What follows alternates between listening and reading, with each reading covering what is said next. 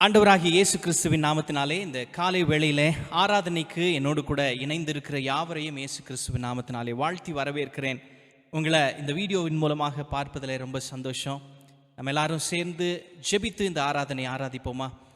பரிசுத்த பிதாவே, இந்த நல்ல காலை வேளைக்காக உமக்கு நாங்கள் நன்றி செலுத்துகிறோம். இந்த மே மாதத்தின் முதல் ஞாயிற்றுக்கிழமையை நாங்கள் காணும்படியாக நீர் எங்களுக்கு கொடுத்த இந்த நல்ல தருணத்திற்காக நாங்கள் நன்றி செலுத்துகிறோம்.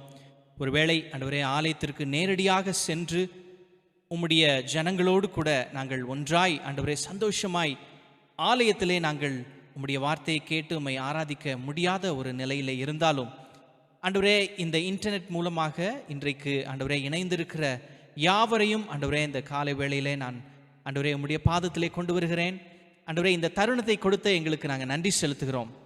ஆண்டவரே இந்த நாளிலே உம்மை நாங்கள் நினைத்து உம்மை நாங்கள் யார் என்று நாங்கள் அறிக்கை செய்து நீர் செய்த காரியங்களை ஆண்டவரே நாங்கள் நன்றி செலுத்தி இந்த காலை வேளையிலே உம்மை ஆராதிக்கும்படியாக இந்த நேரத்தை நாங்கள் உம்முடைய கரத்திலே நாங்கள் ஒப்புக் கொடுக்கிறோம். தொடர்ந்து எங்களோடு கூட இருந்து கிரியை செய்யுங்க. உம்முடைய பிரசன்னம் எங்களை ஆளுகை செய்யட்டும். உம்முடைய வார்த்தையின் மூலமாக எங்களோடு கூட பேசுங்க. இயேசுவின் நாமத்தில் பிதாவே, ஆமென். சங்கீதக்காரனாகிய தாவீது அநேக சங்கீதங்களை எழுதியிருக்கிறார்.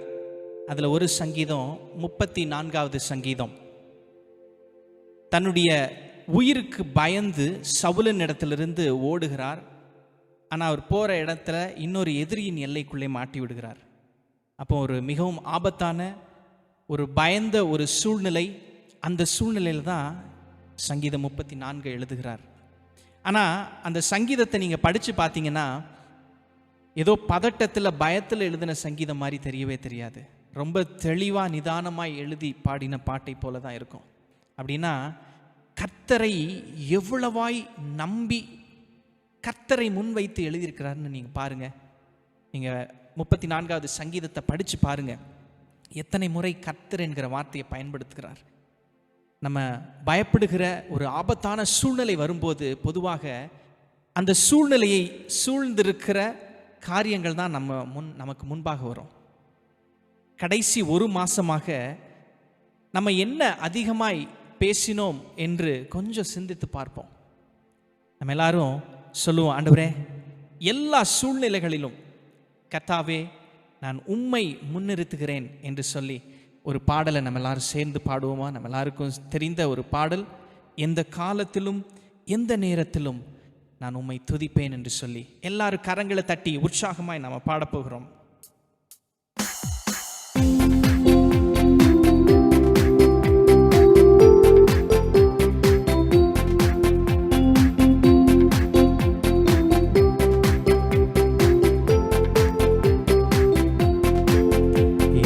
காலத்திலும் எந்த நேரத்திலும் நன்றியால் உம்மை நான் துதிப்பேன். இயேசுவே உம்மை நான் துதிப்பேன் துதிப்பேன், எந்த வேளையிலும் துதிப்பேன். இயேசுவே உம்மை நான் துதிப்பேன் துதிப்பேன், எந்த வேளையிலும் துதிப்பேன். வாழ்விலும் நீரே தாழ்விலும் நீரே, வாதையில் நீரே என் பாதையில் நீரே. வாழ்விலும் நீரே தாழ்விலும் நீரே, பாதையில் நீரே என் பாதையில் நீரே. எந்த காலத்திலும் எந்த நேரத்திலும் நன்றியால் உம்மை நான் துதிப்பேன். இயேசுவே உம்மை நான் துதிப்பேன் துதிப்பேன், எந்த வேளையிலும் துதிப்பேன். இயேசுவே உம்மை நான் துதிப்பேன் துதிப்பேன், எந்த வேளையிலும் துதிப்பேன். வானிலும் நீரே பூவிலும் நீரே, ஆழியில் நீரே என் ஆபத்தில் நீரே. வானிலும் நீரே பூவிலும் நீரே, ஆழியில் நீரே என் ஆபத்தில் நீரே. எந்த காலத்திலும் எந்த நேரத்திலும் நன்றியால் உம்மை நான் துதிப்பேன். இயேசுவே உம்மை நான் துதிப்பேன் துதிப்பேன், எந்த வேளையிலும் துதிப்பேன். இயேசுவே உம்மை நான் துதிப்பேன் துதிப்பேன், எந்த வேளையிலும் துதிப்பேன். துன்ப நேரத்தில் இன்பமும் நீரே, இன்னல் வேளையில் மாறாதவர் நீரே. துன்ப நேரத்தில் இன்பமும் நீரே, இன்னல் வேளையில் மாறாதவர் நீரே. காலத்திலும் எந்த நேரத்திலும் நன்றியால் உம்மை நான் துதிப்பேன். இயேசுவே உம்மை நான் துதிப்பேன், துதிப்பேன், எந்த வேளையிலும் துதிப்பேன். இயேசுவே உம்மை நான் துதிப்பேன், துதிப்பேன், எந்த வேளையிலும் துதிப்பேன். தேவனும் நீரே, என் ஜீவனும் நீரே, ராஜராஜனும் என் சர்வமும் நீரே. தேவனும் நீரே, என் ஜீவனும் நீரே, ராஜராஜனும் என் சர்வமும் நீரே. காலத்திலும் எந்த நேரத்திலும் நன்றியால் உம்மை நான் துதிப்பேன். இயேசுவே உம்மை நான் துதிப்பேன், துதிப்பேன், எந்த வேளையிலும் துதிப்பேன். இயேசுவே உம்மை நான் துதிப்பேன், துதிப்பேன், எந்த வேளையிலும் துதிப்பேன். ஹல்லேலூயா. நம்ம எல்லாரும் சொல்லுவோம், ஆண்டவரே எல்லா வேளைகளிலும் எல்லா சூழ்நிலைகளிலும் நான் உம்மை துதிப்பேன் ஆண்டவரே என்று சொல்லுவோமா? ஹல்லேலூயா. இஸ்ரவேல் ஜனங்கள் ஒரு முறை ஒரு பெரிய ஆபத்தில் மாட்டிக்கொண்டார்கள். எகிப்திலிருந்து வெளியே வந்துட்டாங்க. ஆனால் எகிப்தின் பார்வோனின் சேனை இஸ்ரவேல் ஜனங்களை துரத்துகிறார்கள். ஓடி போய் தப்பித்து கொள்ளலாம் என்று நினைத்தால் முன்னாடி சிவந்த சமுத்திரம் இருக்கு. அப்போ தப்பித்துக் கொள்வதற்கு வேற வழியே இல்லை. அந்த சூழ்நிலையில் கர்த்தர் ஒரு அற்புதத்தை, ஒரு அதிசயத்தை செய்கிறார். நான் விசுவாசிக்கிறேன், இஸ்ரவேல் ஜனங்களுக்கு அதிசயங்களை செய்கிற அதே தேவன், செய்த அதே தேவன் இன்றைக்கும் நம்ம மத்தியிலே அதிசயங்களை செய்வார் என்று. ஹல்லேலூயா.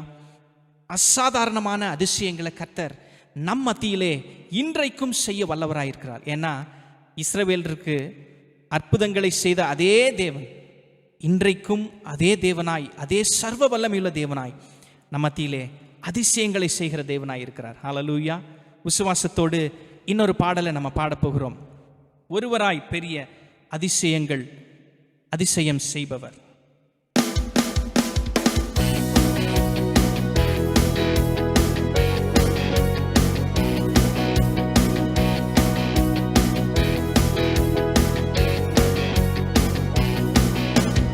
ஒருவராய் பெரிய அதிசயம் செய்பவர், சேரக்கூடாத ஒளியில் இருப்பவர். ஒருவராய் பெரிய அதிசயம் செய்பவர், சேரக்கூடாத ஒளியில் இருப்பவர். உமக்கு உதவி தேவையில்லை, நீரே பெரியவர். உம் கரத்தின் வல்லமை எல்லாம் செய்து முடிக்கும். உமக்கு உதவி தேவையில்லை, நீரே பெரியவர். உம் கரத்தின் வல்லமை எல்லாம் செய்து முடிக்கும். நீர் மூச்சு விட்டால் கடலே பிளந்து நிற்கும். நீ சொல்லும் போது பிளந்த கடல் ஒன்று சேரும். நீர் மூச்சு விட்டால் கடலே பிளந்து நிற்கும். நீ சொல்லும் போது பிளந்த கடல் ஒன்று சேரும். உமக்கு உதவி தேவையில்லை, நீரே பெரியவர். கரத்தின் எல்லாம் செய்து முடிக்கும். உமக்கு உதவி தேவையில்லை, நீரே பெரியவர். உம் கரத்தின் வல்லமை எல்லாம் செய்து முடிக்கும். காற்றை அனுப்பி கரியை கொடுப்பி, கல்லை பிளந்து தண்ணீர் கொடுப்பி. காற்றை அனுப்பி நீர் கரியை கொடுப்பி, கல்லை பிளந்து தண்ணீர் கொடுப்பி. உமக்கு உதவி தேவையில்லை, நீரே பெரியவர். உம் கரத்தின் வல்லமை எல்லாம் செய்து முடிக்கும். உமக்கு உதவி தேவையில்லை, நீரே பெரியவர். உம் கரத்தின் வல்லமை எல்லாம் செய்து முடிக்கும். ஒரு வார்த்தை சொன்னால் எல்லாமே மாறி போகும். என் நெருக்கமெல்லாம் தூரம் ஓடி போகும். சொல்லுவோமா? ஒரு வார்த்தை சொன்னால் எல்லாமே மாறி போகும். என் நெருக்கமெல்லாம் தூரம் ஓடி போகும்.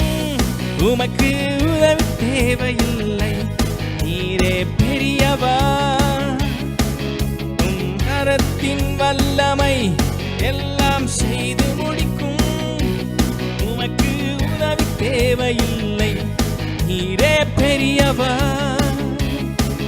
உம் கரத்தின் வல்லமை எல்லாம் செய்து முடிக்கும். ஒருவராய் பெரிய அதிசயம் செய்பவர், சேரக்கூடாத ஒளியில் இருப்பவர். எல்லாரும் சேர்ந்து சொல்லுவோமா? ஒருவராய் பெரிய அதிசயம் செய்பவர், சேரக்கூடாத ஒளியில் இருப்பவர். உமக்கு உதவி தேவையில்லை, நீரே பெரியவர். உம் கரத்தின் வல்லமை எல்லாம் செய்து முடிக்கும். உமக்கு உதவி தேவையில்லை, நீரே பெரியவர். உம் கரத்தின் வல்லமை எல்லாம் செய்து முடிக்கும். ஹல்லேலூயா. அவருடைய கரத்தின் வல்லமை எல்லாம் செய்து முடிக்கும், அதிசயங்களை செய்யும். ஹல்லேலூயா. கரங்களை தட்டி இருக்கிற இடங்களை உற்சாகமாய் அவருடைய நாமத்தை மகிமைப்படுத்துமா? ஹல்லேலூயா, ஹல்லேலூயா.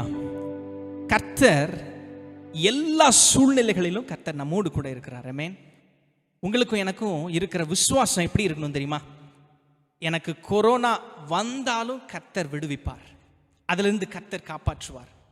வராமலும் காப்பாற்றுவார், ஒருவேளை வந்தாலும் கர்த்தர் விடுவிப்பார் என்ற நம்பிக்கை, அந்த விசுவாசம் இருக்கணும். இன்னும் ஒரு படி அதிகமாக சொல்லணும்னா, கர்த்தர் என்னை விடுவிப்பார். ஒருவேளை விடுவியாமற் போனாலும் அவரே என்னுடைய கர்த்தர். ஹல்லேலூயா. அதுல மாற்றம் இல்லை. ஒருவேளை விடுவியாமற் போனாலும் கர்த்தரையே நான் துதிப்பேன், அதுல எந்த வித்தியாசமும் இல்லை. ஹல்லேலூயா. கர்த்தர் எல்லா சூழ்நிலைகளிலும் நம்மோடு கூட இருக்கிறார். எந்த சூழ்நிலையா இருந்தாலும், சிங்கக்கபியை போல பயங்கரமான ஆபத்தான சூழ்நிலையா இருந்தாலும், பட்சிக்கிற அக்கினியின் சூழ்நிலையா இருந்தாலும், கர்த்தர் நம்மோடு கூட இருக்கிறார். ஹல்லேலூயா. சிங்கக்கபியில் நான் விழுந்தேன், அவர் என்னோடே அமர்ந்திருந்தார்.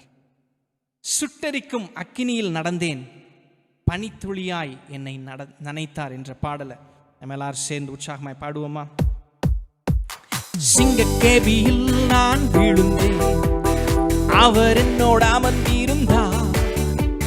சுட்டெரிக்கும் அக்கினியில் நடந்தேன், பனித்துளியாய் என்னை நனைத்தார். சிங்கக்கேபியில் நான் விழுந்தேன், அவர் என்னோட அமர்ந்திருந்தார். சுட்டெரிக்கும் அக்கினியில் நடந்தேன், பனித்துளியாய் என்னை நனைத்தார்.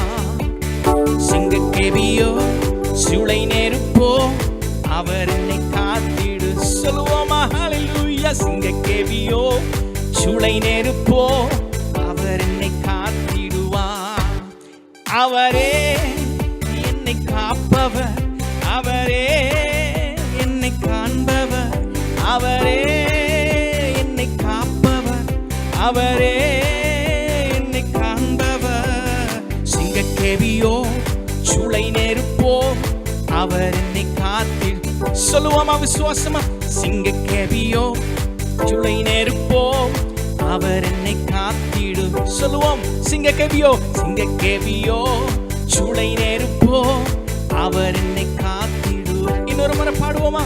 சிங்கக்கேபியோ சூளை நெருப்போ, அவர் என்னை காத்திடுவார். சிங்கக்கேபியோ சூளை நெருப்போ, அவர் என்னை காத்திடுவார். ஹல்லேலூயா.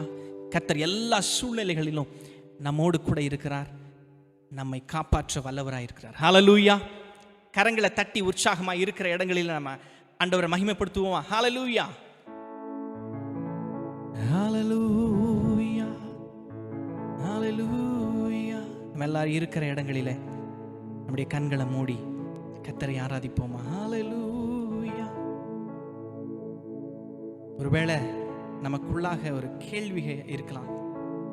ஆண்டவரே, நாங்கள் ஜெபிக்கிறோமே, எங்களுடைய ஜெபங்களுக்கு இன்னும் பதில் இல்லாதது போல தெரிகிறதே, உம்முடைய கிரியை இன்னும் நாங்கள் சரியாய் காண முடியவில்லையே என்று கேள்வி உங்களுக்குள் இருக்குமானால் உங்களுக்கு ஒரு சம்பவத்தை முன்வைக்க விரும்புகிறேன். இயேசு கிறிஸ்து சீஷர்களோடு கூட ஒரு முறை படகிலே பயணம் செய்து கொண்டிருந்தார்.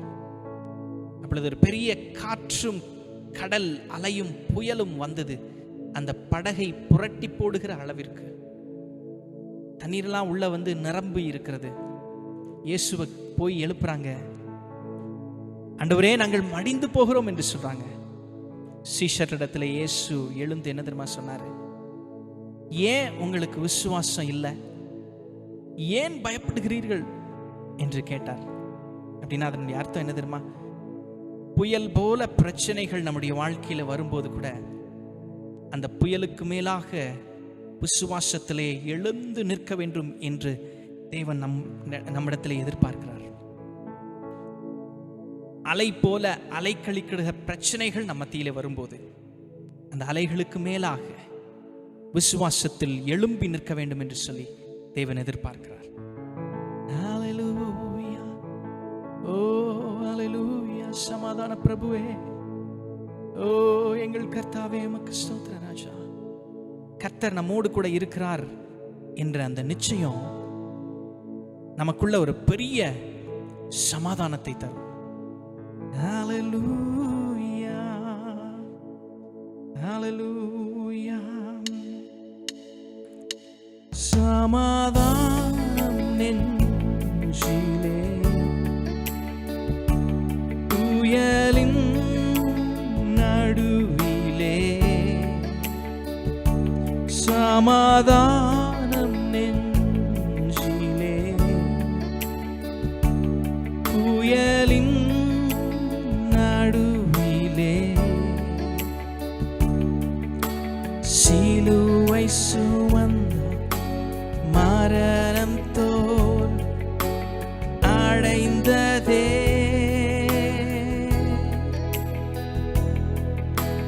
இயேசு எனக்கு மரித்ததால் எழும்புவே,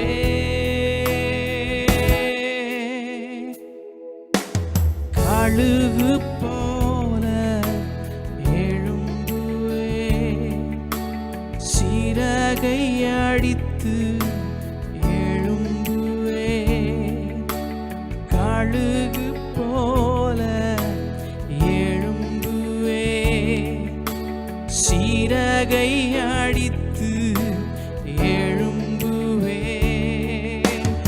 எழும்புவே, எழும்புவே, எழும்புவே, எழும்புவே.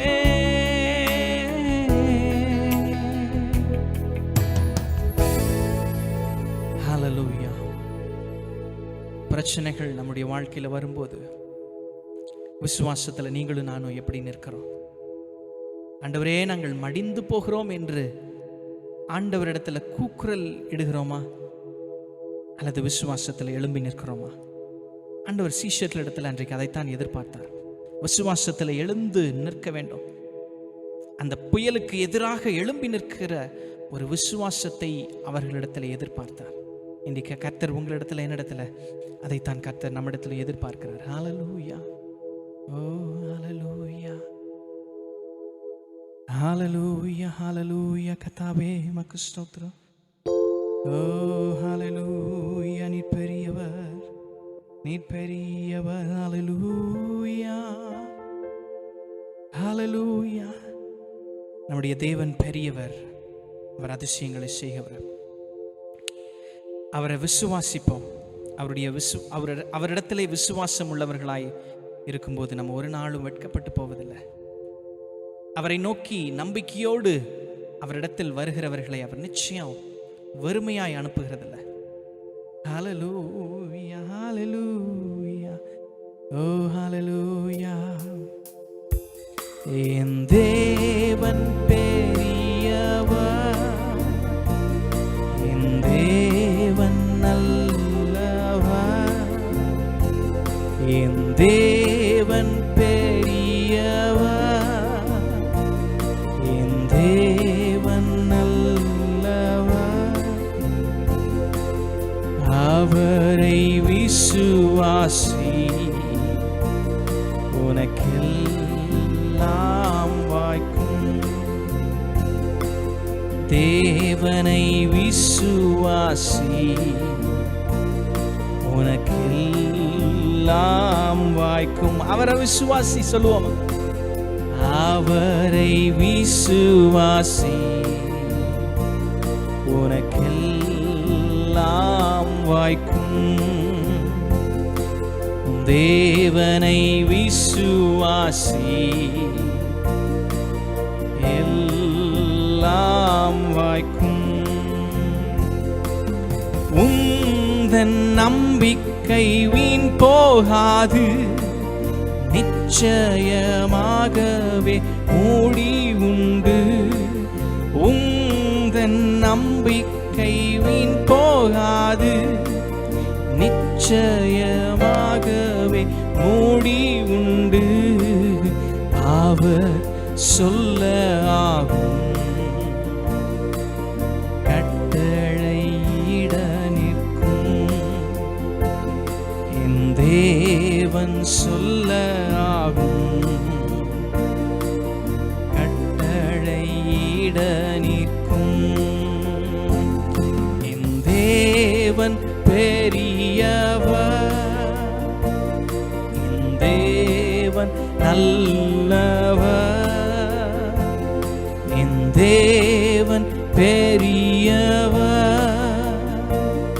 என் தேவன் நல்லவர். அவரை விசுவாசி, உனக்கெல்லாம் ஆகும். தேவனை விசுவாசி, உனக்கெல்லாம் ஆகும். ஹல்லேலூயா. Thank you Lord. ஆண்டவரே உமக்கு ஸ்தோத்திரம். நீங்க சொன்னீங்க, என் நாமத்தினாலே நீங்கள் எதை கேட்டாலும் நான் அதை தருவேன். உம்முடைய நாமம் மகிமைப்படும்படியாக நாங்கள் எதை உம்முடைய நாமத்தில் கேட்கிறோமோ, நீர் அதை பிதா மகிமைப்படும்படியாக எங்களுக்கு செய்கிற தேவன் அல்லவா? சீஷர்களுக்கு வாக்கு கொடுத்த அதே தேவன், சீஷர்களுக்கு தந்த அதே வாக்கு தத்துவம் எங்களுக்கும் சொந்தமாக இருக்கிறது அல்லவா ஆண்டவரே? இந்த வேளையில் உம்முடைய வாக்கு தத்தங்களை எல்லாம் நாங்கள் விசுவாசிக்கிறோம். நீர் எங்களோடு கூட இருக்கிறீர் என்பதை விசுவாசிக்கிறோம். எல்லா சூழ்நிலைகளிலும் நீர் எங்களோடு கூட இருக்கிறேன் என்று நீர் சொன்ன வார்த்தையை நாங்கள் விசுவாசிக்கிறோம். எங்களோடு கூட இருந்து பாதுகாக்கிற தேவனாய் இருக்கிறபடியால் உமக்கு நாங்கள் நன்றி செலுத்துகிறோம். ஆண்டவரே, தொடர்ந்து இந்த ஆராதனையிலே உம்முடைய கரம் எங்களோடு கூட இருக்கட்டும். இதை பார்க்கிற, இதை கேட்டுக்கொண்டிருக்கிற ஒவ்வொருவருக்கும் விசுவாசத்தை அதிகரிக்க செய்யுங்க. ஆண்டவரே, சீஷர்களிடத்திலே நீர் எதிர்பார்த்த அந்த விசுவாசம், அலைகளுக்கு மேலாக, புயலுக்கு மேலாக விசுவாசத்தில் எழும்பி நிற்க வேண்டும் என்று சொல்லி நீர் எதிர்பார்த்த விசுவாசத்தை நீர் எங்களுக்கு ஒவ்வொருவருக்கும் கொடுங்க ஆண்டவரே. தொடர்ந்து உம்முடைய வார்த்தையோடு, உம்முடைய வார்த்தையின் மூலமாக எங்களோடு கூட பேசுங்க. உம்முடைய வார்த்தையின் ஆளுகைக்கு நாங்கள் எங்களை விட்டுக் கொடுக்கிறோம். இயேசுவின் நாமத்தில் பிதாவே, ஆமென். ஆண்டவராக இயேசு கிறிஸ்துவின் இணையற்ற நாமத்திலே உங்கள் அனைவருக்கும் என்னுடைய வாழ்த்துதலை தெரிவித்துக் கொள்கிறேன். இந்த வீடியோவை பார்க்கிற ஒவ்வொருவரும் தேவனுடைய வார்த்தையை கேட்டு ஆசீர்வதிக்கப்பட வேண்டும் என்பதே என்னுடைய ஜெபம். 5வது மாதத்தின் இந்த முதல் ஞாயிற்றுக்கிழமையிலே உங்களோடு கூட நான் கர்த்தருடைய செய்தியை பகிர்ந்து கொள்வதில் அதிக மகிழ்ச்சி அடைகிறேன். இன்றைக்கு உங்களோடு கூட நான் பேசக்கூடிய தேவனுடைய செய்தி கிங்டம் ஆஃப் காட், தேவனுடைய ராஜ்யம். கிங்டம் ஆஃப் காட், தேவனுடைய ராஜ்யம். தேவனுடைய ராஜ்யம் என்றால் என்ன? அதை இன்றைக்கு நாம் பார்க்க போகிறோம். தேவனுடைய ராஜ்யத்தில் யார் பிரவேசிக்க முடியும், யார் பிரவேசிக்க முடியாது, அதை குறித்து இன்றைக்கு சுருக்கமாய் நாம் பார்க்க போகிறோம். முதலாவது, மார்க் எழுதின சுவிசேஷம் 1ஆம் அதிகாரம் 15ஆம் வசனத்தில் இவ்விதமாய் வாசிக்கிறோம். காலம் நிறைவேறிற்று, தேவனுடைய ராஜ்யம் சமீபமாயிற்று, மனம் திரும்பி சுவிசேஷத்தை விசுவாசிங்கள் என்றார். காலம் நிறைவேறிற்று, தேவனுடைய ராஜ்யம் சமீபமாயிற்று. ஆங்கிலத்திலே NKJV என்கிற மொழிபெயர்ப்பில் இவ்விதமாய் சொல்லுகிறது, The kingdom of God is at hand. NIV சொல்லப்பட்டிருக்கு, The kingdom of God is near. அப்படி என்றால் தேவனுடைய ராஜ்யம் சமீபமாய் இருக்கிறது. தேவனுடைய ராஜ்யம் வேறு விதத்தில் சொன்னால் கைக்கு எட்டுகின்ற தூரத்தில் இருக்கிறது, அதாவது அருகில் இருக்கிறது. அதைத்தான் ஆண்டவராய் இயேசு கிறிஸ்து சொன்னார். தேவனுடைய ராஜ்யம் எங்கே இருக்கிறது? அருகில் இருக்கிறது. எப்படி? ஆண்டவராய் இயேசு கிறிஸ்து இந்த உலகத்தில் வந்த அந்த நாளிலே தேவனுடைய ராஜ்யம் அருகில் வந்துவிட்டது. தேவனுடைய ராஜ்யம் என்றால் என்ன? தேவன் மனிதர்களை ஆளுவது. தேவனுடைய ஆளுகை பூமியில் மனிதர்களிடம் செயல்படுகிறது. உதாரணமாக, ஒரு ராஜா ஒரு நாட்டை ஆளுகிறார் என்று வைத்துக் கொள்வோம். அந்த ராஜா நாட்டை ஆளும் பொழுது அந்த ராஜாவுடைய ஆளுகைக்குள் ஜனங்கள் இருக்கிறார்கள். அவர் எங்கோ இருக்கலாம், அவர் ஒரு தலைநகரத்தில் இருக்கலாம், ஆனால் மக்கள் அந்த ஆட்சியின் கீழ், அந்த ராஜாவினுடைய ஆளுகையின் கீழ் இருக்கிறார்கள், அவருக்கு உட்பட்டு இருக்கிறார்கள். அப்படின்னா அவர் கொடுக்கக்கூடிய சலுகைகள் எல்லாம் இவருக்கு சொந்தம், ஜனங்களுக்கு சொந்தம். அதே போல தேவனுடைய ராஜ்யம் என்பது, பரலோகத்தில் தேவன் இருக்கிறார், பரலோகத்தில் ஆட்சி செய்கிறார். வேதம் சொல்லுகிறது, உம்முடைய ராஜ்யம் வருவதாக என்று ஆண்டவராய் இயேசு கிறிஸ்து சொல்லிக் கொடுத்த ஜெபத்திலே, பரலோக ஜெபத்திலே பார்க்கிறோம். கர்த்தருடைய ஜெபத்திலே உம்முடைய ராஜ்யம் வருவதாக. ஆண்டவராய் இயேசு கிறிஸ்து எப்பொழுது இந்த பூமிக்கு வந்தாரோ தேவனுடைய ராஜ்யம் வந்துவிட்டது. அப்படி என்றால் காலம் நிறைவேறிற்று, தேவனுடைய ராஜ்யம் சமீபமாயிற்று, மனம் திரும்பி சுவிசேஷத்தை விசுவாசியுங்கள். அப்படி என்றால் தேவனுடைய ராஜ்யம் பக்கத்தில் வந்துருச்சு, தொடுகின்ற தூரத்தில் வந்துவிட்டது, அருகில் வந்துவிட்டது. நீங்கள் மனம் திரும்பி சுவிசேஷத்தை விசுவாசிக்கும் பொழுது அது உங்க பக்கத்தில் வந்துடும் என்பதாக ஆண்டவராய் இயேசு கிறிஸ்து சொன்னார். சரி, அடுத்தது இரண்டாவது, மத்தேயு 12ஆம் அதிகாரம் 28ஆம் வசனத்தில் வாசிக்கிறோம், தேவனுடைய ராஜ்யம் உங்களிடத்தில் வந்திருக்கிறது. உங்கள் அருகில் வந்தது என்று சொல்லி பார்த்தோம். இப்பொழுது தேவனுடைய ராஜ்யம் உங்கள் இடத்தில் வந்திருக்கிறது. The kingdom of God has come upon you. இன்னும் சொல்ல போனா தேவனுடைய ராஜ்யம் உங்களிடத்தில், உங்கள் மேல் வந்திருக்கிறது. அவருடைய ஆளுகை உங்கள் மேல் வந்திருக்கிறது. அவருடைய ஆளுகை உங்களை ஆட்சி செய்கிறது. அவருடைய கட்டுப்பாட்டுக்குள், அவருடைய திட்டத்தின் கீழ், அவருடைய ஆளுகையின் கீழ் வந்து விடுகிறோம். தேவனுடைய ராஜ்யம் சமீபமாய் இருக்கிறது. அடுத்தபடியாக தேவனுடைய ராஜ்யம் உங்களிடத்தில் வந்திருக்கிறது. எவ்வளவு ஆச்சரியமான காரணம் பாருங்களேன். பரலோகத்தில் இருக்கிற தேவன் மாம்சத்தில் இந்த பூமியில் வந்த உடனே தேவனுடைய ராஜ்யம் நம்மிடத்தில் வந்திருக்கிறது, நம்மிடத்தில் வந்துவிட்டது. தேவனுடைய ராஜ்யம் எங்க இருக்கிறது? எங்கேயோ தூரத்தில் அல்ல, நம்மிடத்தில் வந்திருக்கிறது. மூன்றாவது, லூக்கா எழுதின சுவிசேஷம் 17ஆம் அதிகாரம் 20-21 வாசிக்கும் பொழுது, முழுமையாக வாசித்தால் அதை நீங்கள் தெரிந்து கொள்வீர்கள். நான் அந்த 21 நான் வாசிக்கிறேன். இதோ தேவனுடைய ராஜ்யம் உங்களுக்குள் இருக்கிறதே என்றார். இங்கே பாருங்கள், the kingdom of God is within you. தேவனுடைய ராஜ்யம் உங்களுக்குள் இருக்கிறது. பாருங்கள் எவ்வளவு அழகா இருக்கிறது. என்ன அருமையாய் ஆண்டவராய் இயேசு கிறிஸ்து சொல்லி இருக்கிறார். தேவனுடைய ராஜ்யம் அருகில் வந்து விட்டது, தேவனுடைய ராஜ்யம் உங்களிடத்தில் இருக்கிறது. இப்பொழுது தேவனுடைய ராஜ்யம் எங்க இருக்கிறதாம்? உங்களுக்குள் இருக்கிறது, நமக்குள் இருக்கிறது. இந்த வசனத்தை கேட்டுக்கொண்டிருக்கிற, இந்த செய்தியை கேட்டுக்கொண்டிருக்கிற நீங்கள் புரிந்து கொள்ள வேண்டும், தேவனுடைய ராஜ்யம் நமக்குள் வந்து விட்டது. ஆண்டவராய் இயேசு கிறிஸ்துனுடைய ஆளுகை நமக்குள் வந்துவிட்டது. ஆண்டவராய் இயேசு கிறிஸ்து தேவன் நம்மை ஆளுகிறார், நம்மை கட்டுப்படுத்துகிறார். ஹல்லேலூயா, பிரைஸ் தி லார்ட். சரி, அப்போ தேவனுடைய ராஜ்யம் என்றால் என்ன? நான் உங்களுக்கு ஏற்கனவே சொன்னேன். வசனத்தின்படி ஒன்று சொல்ல வேண்டும் என்றால், ரோமர் 14ஆம் அதிகாரம் 17ஆம் வசனத்துல தேவனுடைய ராஜ்யம் அது நீதியும் சமாதானமும் பரிசுத்த ஆவியினால் உண்டாகும் சந்தோஷமா இருக்கிறது. தேவனுடைய ராஜ்யம் எப்படி இருக்கிறது? தேவனுடைய ராஜ்யம் எப்படிப்பட்டது? அது நீதியும் ஒன்று, இரண்டாவது சமாதானம், மூன்றாவது பரிசுத்த ஆவியினால் உண்டாகும் சந்தோஷம். அப்படி என்றால் தேவனுடைய ராஜ்யம் எங்கு இருக்கிறதோ, நமக்குள் தேவனுடைய ராஜ்யம் இருக்கும் பொழுது, நம்மிடத்தில் தேவனுடைய ராஜ்யம் இருக்கும் பொழுது என்ன உண்டாகிறது? நீதி இருக்கிறது, சமாதானம் இருக்கிறது, பரிசுத்த ஆவியினால் உண்டாகும் சந்தோஷம் உண்டாகிறது. ஆமென், அல்லேலூயா. பாருங்கள் என்ன அழகாக தேவனுடைய வசனம் சொல்லுகிறது. சரி, தேவனுடைய ராஜ்யத்தில் பிரவேசிக்க முடியாதது யார்? முடியாது. யார் தேவனுடைய ராஜ்யத்தில் பிரவேசிக்க முடியாது? 1 கொரிந்தியர் 6:9 வாசிக்கும் பொழுது, அநியாயக்காரர் தேவனுடைய ராஜ்யத்தில் பிரவேசிக்க முடியாது. அப்போ தேவனுடைய ராஜ்யம் எல்லாருக்கும் சொந்தமானதுதான். ஆனால் அந்த தேவனுடைய ராஜ்யத்துக்குள் பிரவேசிப்பதற்கு தகுதி இருக்கிறது. தேவனுடைய ராஜ்யத்துக்குள் எல்லாரும் பிரவேசிக்க முடியாது. பிரவேசிக்க ஆண்டவர் அனுமதி கொடுக்கிறார். ஆனால் வேதம் சொல்லுகிறது, அநியாயக்காரர் தேவனுடைய ராஜ்யத்தில் பிரவேசிக்க முடியாது. அக்கிரமம் செய்கிறவர்கள், பாவியா இருக்கிறவர்கள், தேவனை புறக்கணித்து வாழுகிறவர்கள், அக்கிரம செய்கைக்காரர்கள் தேவனுடைய ராஜ்யத்தில் பிரவேசிக்க முடியாது. மறந்துவிடக்கூடாது.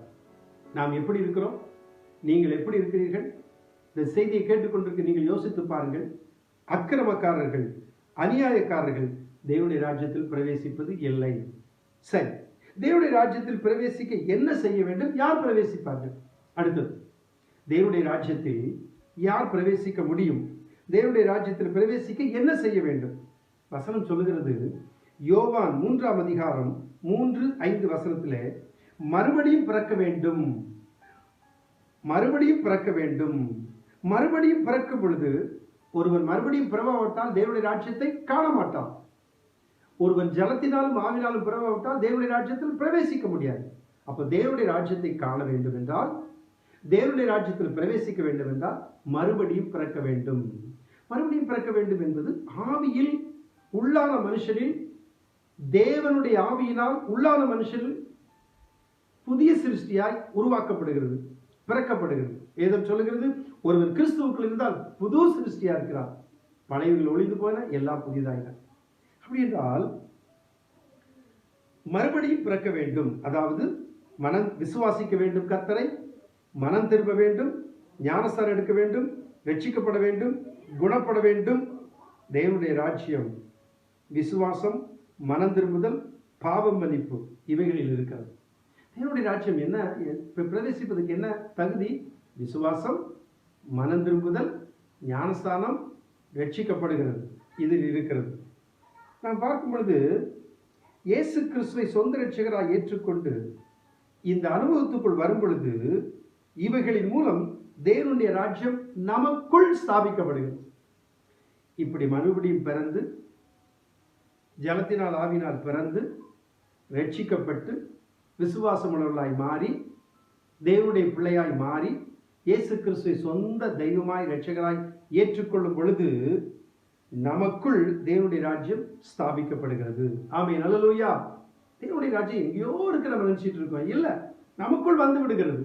என்றைக்கு ஆண்டவராய் இயேசு கிறிஸ்துவை சொந்த தெய்வமாய் இரட்சகராய் ஏற்றுக்கொள்கிறோமோ அன்றைக்கே தேவனுடைய ராஜ்யம் நமக்குள் வருகிறது.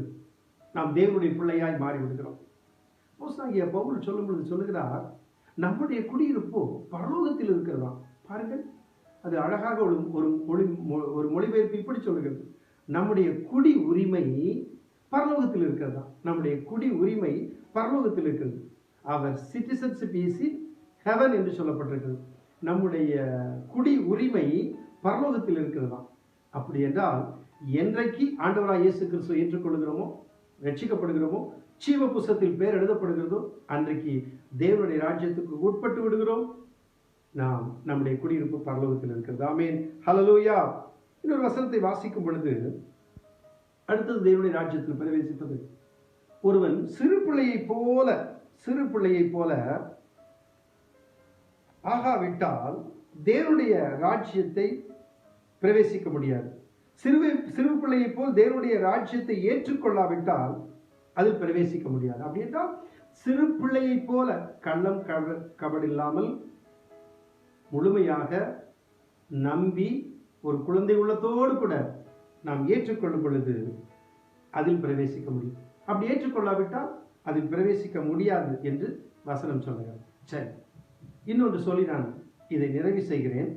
அப்போஸ்தலர் 14ஆம் அதிகாரம் 22ஆம் வசனத்துல நாம் அநேக உபத்திரவங்களின் வழியாய் தேவனுடைய ராஜ்யத்தில் பிரவேசிக்க வேண்டும் என்று சொன்னார். அப்போ கடைசியா பார்க்கும் பொழுது மனம் திரும்பி விட்டோம், ரட்சிக்கப்பட்டு விட்டோம், தேவனுடைய ராஜ்யத்தில் பிரவேசிக்கலாம். ஆனால் இங்கே வேதம் சொல்லுகிறது அப்போஸ்தலர் 14:22 நாம் அநேக உபத்திரவங்களின் வழியாய் தேவனுடைய ராஜ்யத்தில் பிரவேசிக்க வேண்டும். பாருங்கள், என்ன ஆச்சரியமான ஒரு காரியம். உபத்திரவங்களின் வழியாய் தேவனுடைய ராஜ்யத்தில் பிரவேசிக்க வேண்டுமா? ஆகவே எனக்கு உபத்திரவம் அனுபவித்தது, எனக்கு உபத்திரவம் வருகிறது, நான் உபத்திரவத்தில் இருக்கிறேன், உபத்திரவத்தின் வழியாய் நடந்து கொண்டிருக்கிறேன் என்று சொல்லி நீங்கள் கஷ்டமாய் வேதனையோடு சொல்லலாம். வசனம் சொல்லுகிறது அநேக உபத்திரவங்களின் வழியாய் நீங்கள் தேவனுடைய ராஜ்யத்தில் பிரவேசிக்க வேண்டும். அன்பான தேவனுடைய பிள்ளைகளே, தேவனுடைய ராஜ்யத்தை குறித்து இன்றைக்கு இந்த ஞாயிற்றுக்கிழமை கர்த்தருடைய செய்தியை கேட்டிருக்கிறீர்கள். நீங்களும் நானும் தேவனுடைய ராஜ்யத்துக்கு சொந்தமாக இருக்கிறோம். தேவனுடைய ராஜ்யம் எங்கே இருக்கிறது? பக்கத்தில் இருக்கிறது, அருகில் இருக்கிறது. தேவனுடைய ராஜ்யம் எங்கே இருக்கிறது? உங்களிடத்தில் இருக்கிறது. தேவனுடைய ராஜ்யம் எங்கே இருக்கிறது? உங்களுக்குள் இருக்கிறது. அப்படி என்றால் தேவனுடைய ஆளுகையின் கீழ், தேவனுடைய கட்டுப்பாட்டுக்குள், தேவனுடைய திட்டத்தின் கீழ் நாம் வாழ்ந்து கொண்டிருக்கிறோம். இயேசு கிறிஸ்து நாம் சொந்தமாக இருக்கிறோம். அவர் நம்முடைய சொந்த தெய்வமாக இருக்கிறார். தேவனுடைய ராஜ்யத்தை குறித்து கேள்விப்பட்டிருக்கிறீர்கள். அவருடைய ராஜ்யத்துக்கு ஆயத்தப்படுங்கள். மனம் திரும்பாதவர் மனம் திரும்ப வேண்டும். ரட்சிக்கப்படாதவர் ரட்சிக்கப்பட வேண்டும். மூலிகை ஞானஸ்தானம் எடுக்காத ஞானஸ்தானம் எடுக்க வேண்டும். ஏற்கனவே இதையெல்லாம் நான் பெற்றிருக்கிறேன், நான் ஆண்டவருடைய பிள்ளையா இருக்கிறேன் என்று சொன்னால் ஆண்டவருக்கு கீழ்ப்படிந்து, அவருடைய கட்டளைக்கு கீழ்ப்படிந்து, அவர் சொன்ன வழியிலே நடங்கள். தேவனுடைய ராஜ்யத்துக்கு உட்பட்டவர்கள், தேவனுடைய ராஜ்யத்துக்கு ஆயத்தமாக இருக்கிறவர்கள், அவர் சொன்னபடி நடங்கள். கர்த்தர் உங்களை ஆசீர்வதிப்பாராக. அவருடைய ராஜ்யத்துக்கு உங்களை தகுதிப்படுத்துவார். செபிப்போமா? பரிசுத்தமுள்ள எங்கள் அன்பின் பிதாவே, இந்த ஆசீர்வதிக்கப்பட்ட நல்ல அருமையான மனமகிழ்ச்சியான ஆராதனை நாளுக்காக நாங்கள் நன்றி செலுத்துகிறோம். 5வது மாதத்தின் முதல் ஞாயிற்றுக்கிழமை ஆண்டவரே, இன்றைக்கு திருவிருந்து ஆராதனை உண்டு. ஆனால் திருச்சபையில் போய் அன்பு விசுவாசிகளை சந்திக்க முடியவில்லை, திருவிருந்து கொடுக்க முடியவில்லை. ஆனால் இந்த செய்தியின் வாயிலாக உடைய பிள்ளைகளை சந்திக்க நீர் கொடுத்த கிருபைக்காக நாங்கள் நன்றி செலுத்துகிறோம். இந்த செய்தியை கேட்டுக்கொண்டிருந்த ஒவ்வொரு மக்களையும் கர்த்தர் ஆசீர்வதிப்பீராக. எந்த இடத்தில் இருந்தாலும், அவருடைய இல்லங்களில் எங்க இருந்தாலும் கேட்கிற மக்களை ஆசீர்வதிப்பீராக. இந்த தேவனுடைய ராஜ்யத்துக்கு உடைய பிள்ளைகளை சொந்தமாக்குவீராக. இந்த தேவனுடைய ராஜ்யத்துக்கு உட்படுத்துவீராக. இந்த தேவனுடைய ராஜ்யத்துக்குள் எல்லாரும் வரட்டும், அவர்கள் எல்லாரையும் கொண்டு வருவீராக. தேவனுடைய ராஜ்யத்துக்குள் இருக்க கிருபை செய்யும். உம்முடைய சமூகத்தில் ஒப்புக் கொடுக்கிற ராஜா, செய்தி கேட்ட ஒவ்வொருவரை கர்த்தர் நிறைவாய் ஆசீர்வதிப்பீராக. தேவனுடைய கரம் கூட இருக்கட்டும். உம்முடைய பாதுகாப்புக்கும், உம்முடைய பராமரிப்புக்கும், உம்முடைய வழிநடத்தலுக்கும், தேவ கிருபைக்கும் அன்பு பிள்ளைகளை ஒப்புக் கொடுத்து நான் ஜெபிக்கிறேன். இயேசு கிறிஸ்து நாமத்தில் ஜெபிக்கிறேன் அன்பின் பிதாவே, ஆமென். என் ஆத்துமாவே கர்த்தரை ஸ்தோத்திரி, என் முழு உள்ளமே அவருடைய பரிசுத்த நாமத்தை ஸ்தோத்திரி. என் ஆத்துமாவே கர்த்தரை ஸ்தோத்திரி, அவர் செய்த சகல உபகாரங்களையும் மறவாதே. ஆமென். நம்முடைய கர்த்தராகிய இயேசு கிறிஸ்துவின் கிருபையும், பிதாவாகிய தேவனுடைய அன்பும், பரிசுத்த ஆவியானவருடைய ஐக்கியமும் சிநேகமும் வழிநடத்தலும் நம் அனைவரோடு கூட இன்றும் என்றும் சதா காலங்களிலும் கர்த்தருடைய வருகை மட்டும் நிலைத்திருப்பதாக. ஆமென்.